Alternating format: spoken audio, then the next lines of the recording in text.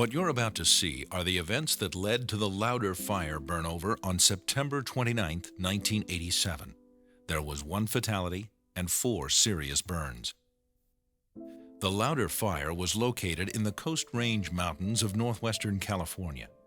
The fire started early in the morning on September 29th. Originally, it was assumed that this was smoke from another fire in the area. Several citizen reports of smoke in the area had been called in to the Howard Forest Dispatch Center, but it wasn't until a report of flames cited that a fire captain was dispatched in a pickup truck to check the area. At 5:19 a.m., he confirmed a new fire start and assumed the role of incident commander. 4 engines and a dozer were dispatched to the fire. The initial size-up reported the fire at about 10 acres, burning on a 60 to 70% slope that was dissected by drainages. The fire was burning on an east-facing aspect. Fire behavior was a surface fire, with occasional flare-ups, making short runs at the head of the fire.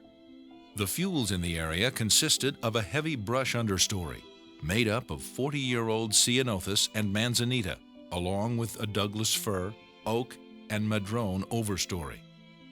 The canopy closure was 85 to 95%, and there were many snags in the area. These large snags were a problem in fire line location and in holding the fire line. The 10-hour fuel moisture was estimated at 7%. As resources started to arrive, the IC divided the fire into 2 divisions, one on each flank of the fire. The plan was to hold the fire at the ridge with helicopters and air tankers and control the flanks with hose lays, dozers, and hand crews. U.S. Forest Service resources would be assigned to work the left or south flank of the fire, and California Department of Forestry resources would be assigned to work the right or north flank. Helicopter 101 was the local initial attack helicopter for the area, based at Howard Forest Helibase, 20 miles southwest of the fire. It was down for maintenance, and a call when needed ship, Helicopter 94, was being used in its place, with the normal Helitack crew, 101, assigned to it. A second ship, Helicopter 102, happened to be stationed at Howard Forest Helibase that morning due to a fire assignment the day before. Dispatch assigned both helicopters with their Helitack crews to the new fire.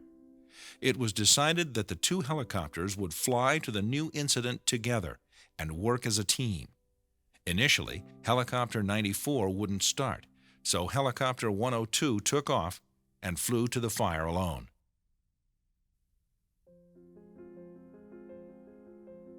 Helicopter 102 arrived over the fire at 7:20 a.m.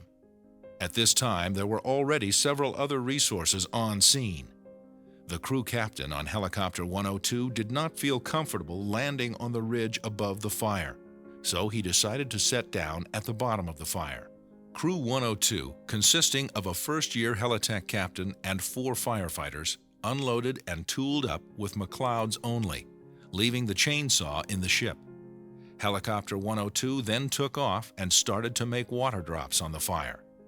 Crew 102 walked up the right flank of the fire, where they tied in with 3 engines and a dozer that were working that flank. One of the engine officers had assumed the role of division supervisor. When Crew 102 met up with the division supervisor, he assigned them to work with the hose lay on the right flank. They were told to build hand line, stay together, and not get too far ahead of the hose lay. The captain of Crew 102 told the division supervisor that he did not feel this was a good use of his crew, but they would begin work on the hand line. The crew started to put in a minimal hand line through the heavy brush in front of the hose lay. Here you see some of their hand line. Crew 102 had been at work less than an hour when the division supervisor noticed their hand line was not holding very well. He advised them not to get too far ahead of the hose lay, or they may be cut off by fire activity below them. Helicopter 94 arrived at approximately 7:25 a.m. Helicopter 94 flew over the fire, and they decided to land on top of the ridge. The landing site was marginal, requiring a 1-skid landing. The captain of Crew 101 made the determination that his crew could hold the ridge with the support of helicopter water drops and air tankers. At this time, Crew 101, consisting of a veteran helitack captain and 5 firefighters, unloaded from Helicopter 94 on the ridge above the fire and started to build line. For the next hour and a half, they worked the ridge with air support, and their strategy seemed to be working. At 8:40 a.m., a battalion chief arrived on the scene to take over as the incident commander. At this time, there were 2 Forest Service engines working the left flank, 3 CDF engines, a dozer, and Crew 102 working the right flank, as well as helicopters and air tankers working the top of the fire.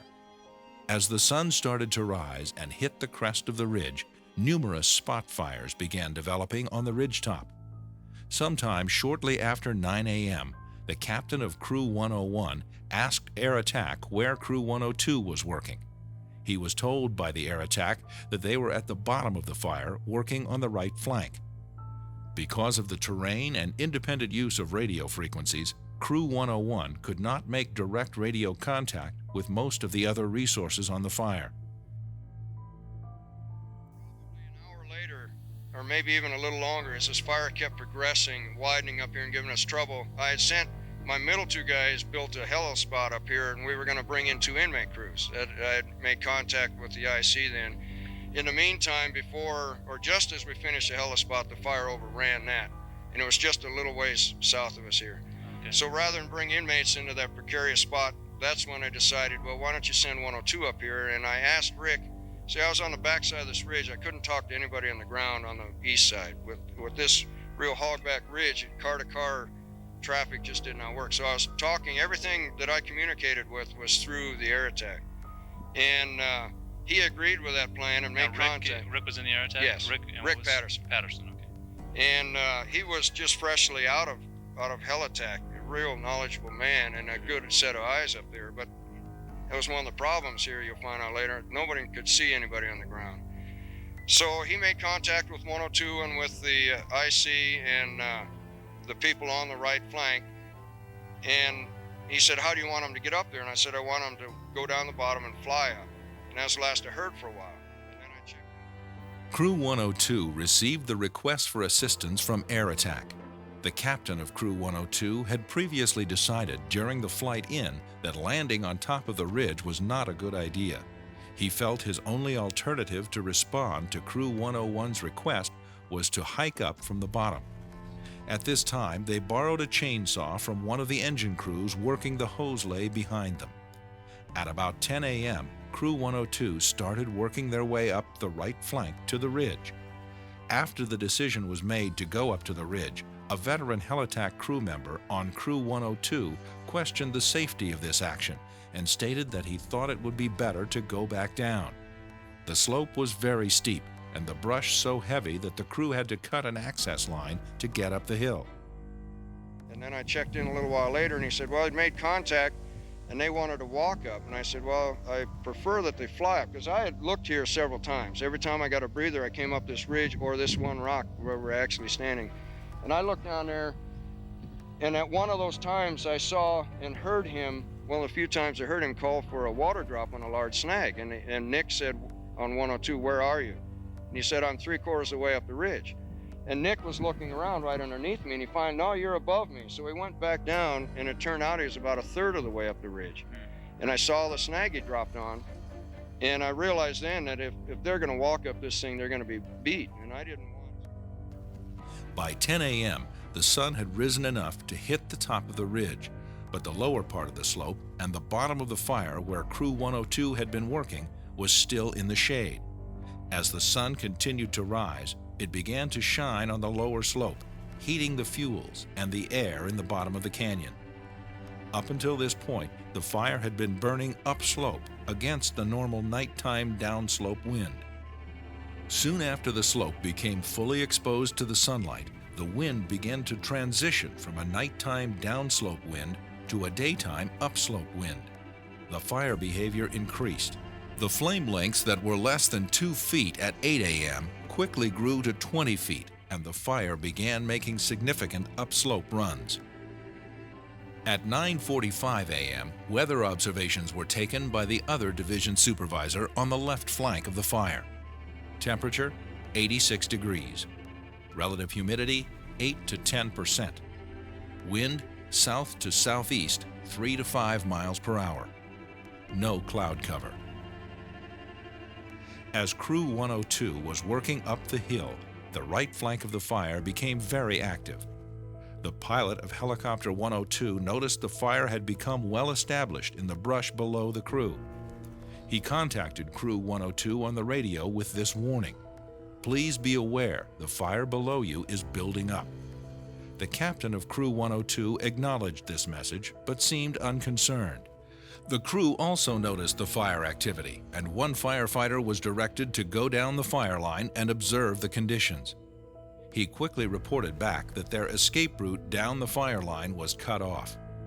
The division supervisor at the bottom of the fire had previously noticed the increased fire behavior and attempted to call Crew 102, the IC, and the air attack numerous times with no success.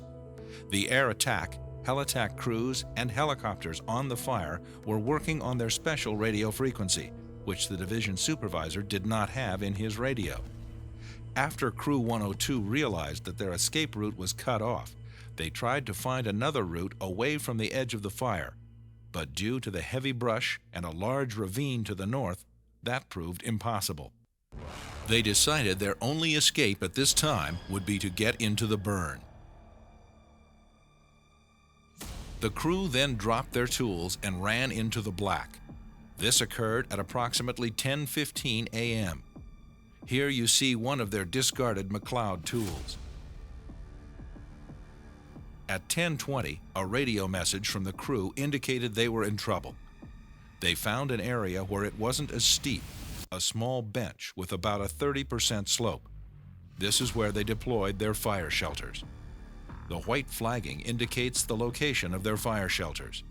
The site was extremely hot due to the residual burning of heavy fuels and superheated air funneling up a steep drainage below the bench. So you deployed your shelters. So why don't you talk about that experience? Well, it was,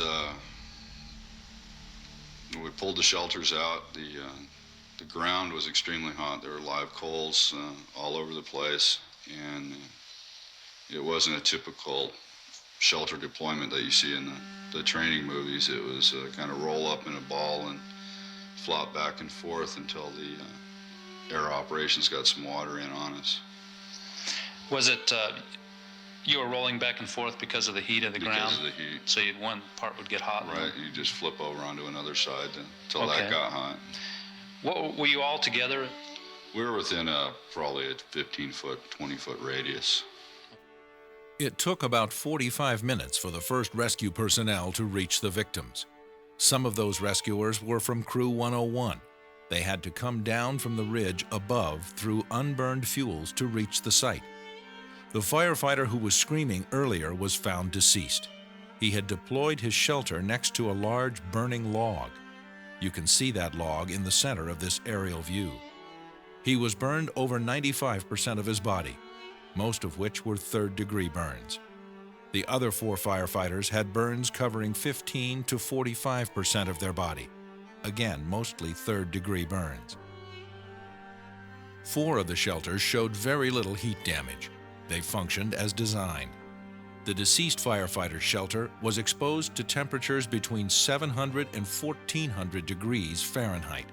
It had received direct flame contact, where the others received only radiant heat. This was an intense, fast-moving fire, as shown by the complete consumption of fuels in the area. You have just seen the events that occurred on the Lauder Fire. The instructor will now facilitate a discussion about the use of fire safety guidelines by the involved personnel, the strategic and tactical decisions that were made, and the human factors that contributed to this burnover incident.